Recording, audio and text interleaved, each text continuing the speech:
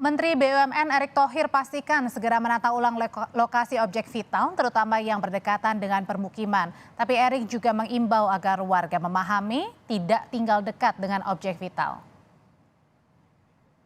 Titik keamanan dan tentu kita sudah menekankan kepada seluruh BUMN yang masuk menjadi kawasan objek vital. Ya, saya rasa tidak hanya kilang, tapi juga pupuk yang seperti saya tinjau di Sumatera Selatan itu pun buffer. Lalu bagaimana lokasi depo Pertamina Pelumpang Koja Jakarta Utara yang ini ternyata sangat dekat dengan permukiman warga? Kita akan tanyakan dengan pengamat tata kota Universitas Trisakti, Yayat Supriyatna. Selamat petang, Pak Yayat. Selamat petang, Mbak Audrey. Pak Yayat, jadi sebenarnya ini awal mula lokasi depo ini apa sih? Apakah langsung depo atau pemukiman warga?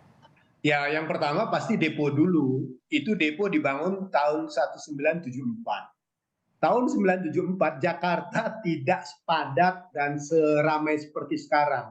Bisa dikatakan kawasan depo Pelumpang itu masih bersih dari permukiman. Bahkan ada klaim aset tanah yang diakui sebagai asetnya Pertamina. Walaupun itu menimbulkan gugatan dari masyarakat dan ada sengketa persoalan lain di dalamnya. Yang jelas ketika depo ini dibangun, otomatis memang kawasan di sekitarnya belum berkembang.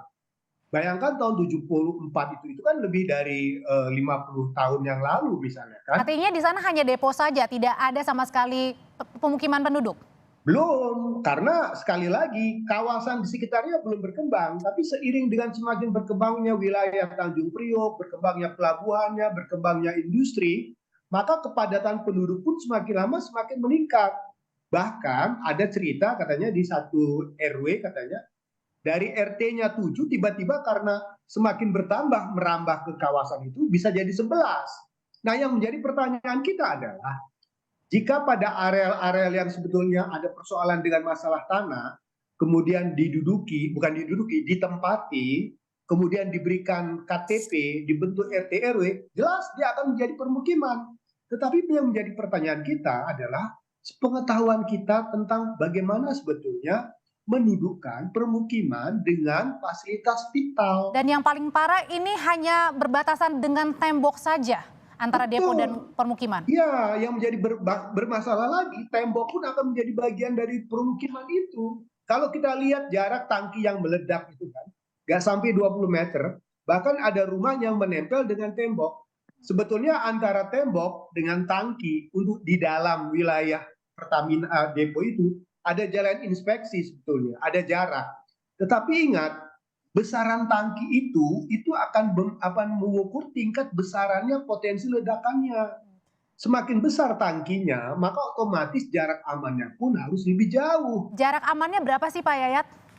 Ya itu relatif sekali ya, tergantung ukuran standar dari besaran tangki yang ada. Ada yang mengatakan bisa sampai 10 meter atau ada yang mengatakan lebih dari 50 meter jarak-jaraknya itu. Tapi yang menjadi pertanyaan sekarang adalah kalau dalam konteks pengamanan di dalam lingkungan depo Pelumpang itu sudah ada tembok pengaman. Yang tidak dikelola itu adalah buffer zone-nya. Nah, karena buffer zone ini merupakan ruang terbuka dan harus diingat, kalau di Jakarta ini orang kalau lihat tanah kosong lapar karena ingin buat rumah, tempat tinggal dan sebagainya. Berarti dipertanyakan juga yang meng-ACC begitu ya, memperbolehkan. Nah, pertanyaannya siapa yang memberikan rekomendasi? Siapa yang mengizinkan? Apakah ada persoalan sengketa tanah di atasnya? Katanya ada sengketa sudah diselesaikan dan katanya kita juga tidak tahu bagaimana pihak Pertamina bisa mengklaim kalau itu asetnya harusnya dijaga, dirawat dan dilindungi.